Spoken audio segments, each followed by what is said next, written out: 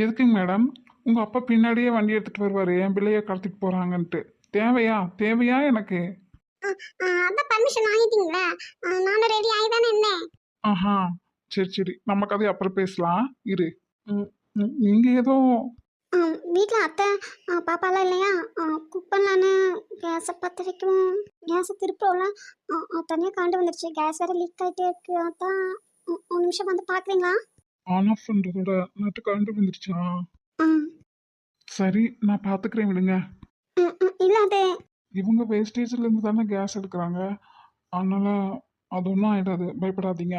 ம் அப்புறம் ஆ, இல்ல, நீலாக்கு கொஞ்சம் மெடிக்கல் டெஸ்ட் எடுக்கணும்.